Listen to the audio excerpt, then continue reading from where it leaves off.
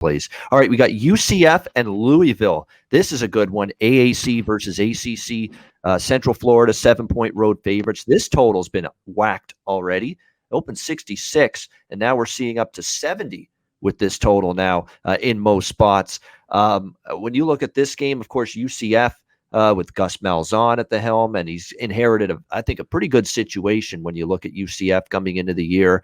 Of course, they had that comeback win against Boise State in their opener that Thursday night, 36-31, and they deserved the win. They outplayed Boise. They outgained them by 290 yards, 29-17 in first downs. Really, it was really the pick six early in the game is what sparked that first half for Boise. But once they settled down, Dylan Gabriel got comfortable. How about the Northwestern transfer at running back, Isaiah Bowser? Holy mackerel, what a game he had 2 weeks ago against Boise. 172 on the ground against Boise State in that win. Dylan Gabriel, of course, dual threat. He made some plays as well. UCF basically had a scrimmage last week playing Bethune-Cookman, 45.5-point favorites, and they covered, winning 63-14. Outgained Bethune by 392 yards in the win. So early returns on Gus Malzahn and this UCF team, pretty good. And I think their defense actually has improved a little bit. They're still got room for improvement because that was a lousy defense last year in the final year under Josh Heupel. But I do think that defense is starting to improve a little bit here for Central Florida going into this game. So that's a positive for them. On the other side, we've got Louisville. And, all we have for Louisville is a 30-3 win over the weekend against Eastern Kentucky. 30-point favorites. They did not cover in that game. And before that, they played Ole Miss, lost 43-24, outgained by 214 yards in that one. Louisville's ability to stop and shut down great, potent, explosive, big play, quick strike offenses still very much in doubt. Because to me, this is going to be the kind of challenge for Louisville that facing Ole Miss was. And they're giving up big plays galore in that game. And I didn't like Louisville's defense last year for the most part under Scott Satterfield. I found when they played a good offense, they played an explosive offense, big playability. They didn't get stops, and they gave up 30s and 40s. So I understand why the total's getting hit up. I think the struggles could be there for UCF, but we are talking about laying a touchdown here on the road. Are you ready to do that just yet with Central Florida? But when you look at what we've seen here from these two teams, ATS margin, I talk about it again.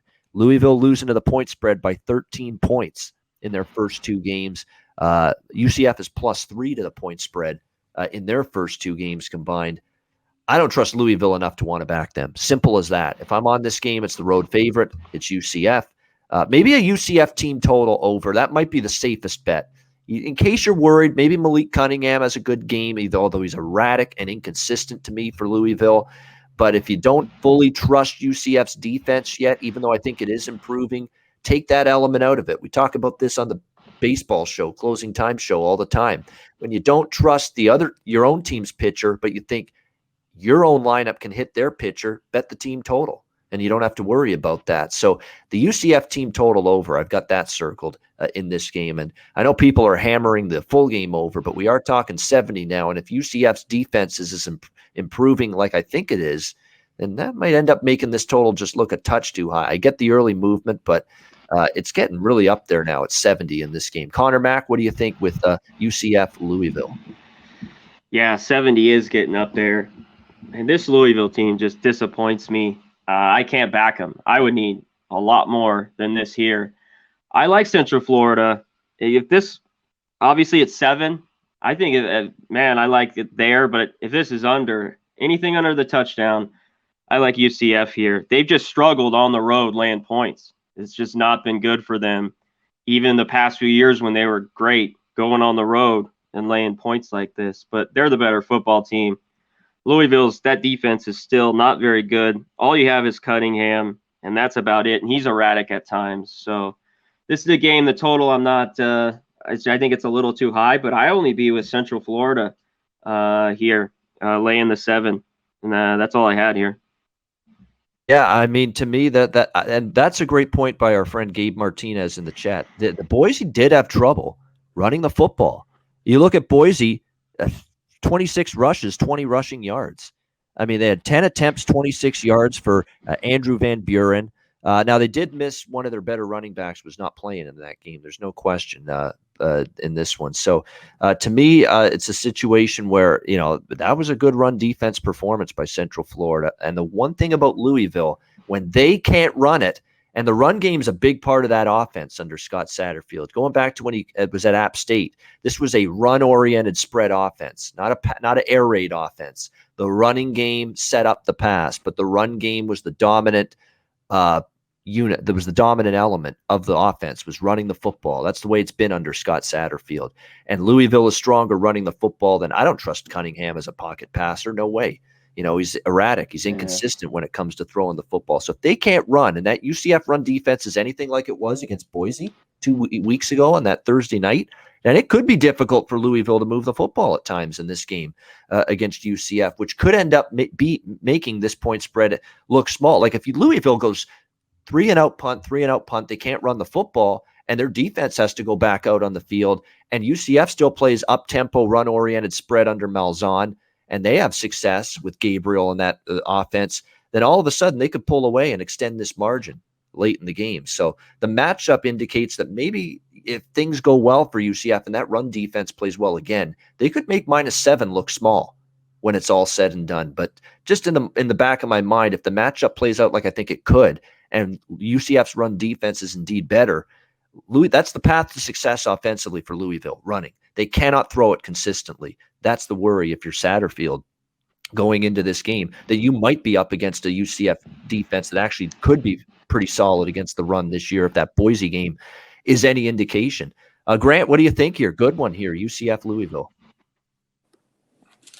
I think this Malik, what's his last name? Malik. Well, he's been changing it for 2 years. No wonder nobody knows it. Malik and McHale, he's been going back and forth. Now it's Malik again. Cunningham, yeah.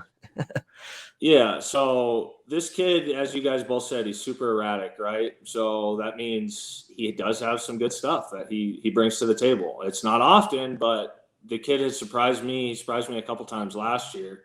But that's the best way to describe Malik Cunningham is erratic. That still means he does make some sweet plays, though, every once in a while. I'm pretty high on this UCF team. I was looking at my week 1 notes, and I was worried about their running back, where they have their running back depth, what was going to go on there. Again, I don't want to overreact, but Bowser with 4 touchdowns. That's pretty good. And then we got Dylan Gabriel back there. He went 23 for 36, 312 yards, 2 touchdowns. I think these guys are gonna score on Louisville. I think they're gonna score a decent amount. As I look at this game and as I hear you guys talking, I kind of like being the third guy to go sometimes because it reestablishes some of my thoughts. Man, I love the under. I don't think Louisville's going to move the ball that well. I really don't. I think they're, it's 70 points. Will it go up? Will it go down? I'm kind of unsure on that. But as of now, I love the under. And I also like UCF. The hook on the -7 scares me. -7.5, -7. If I can get the 7 or maybe buy down, I like that, man. But I think this UCF team, I'm kind of in on them. I think they're going to be a good team, and I don't think Louisville's great. As I said in week 1, Louisville has 70 freshmen. 70 freshmen. That's a real thing, and that's a real thing all season. That's just not a week 1 thing. So I'm in on UCF. I'm not in on UCF yet because I'm going to see where that line goes, but I am going to bet that under. I love the under. I'm not in on Louisville offensively. And Cunningham, maybe he makes some plays. He has one of those crazy games. Well, I'll tip my cap. I like it. All right, like an under 70 Grant Arnold early in the week here when it comes to UCF and Louisville. And look, when you look at this total, we're looking at where the number is now. It opened 66. It's up to 70. Clearly, there's some opinion on the over here.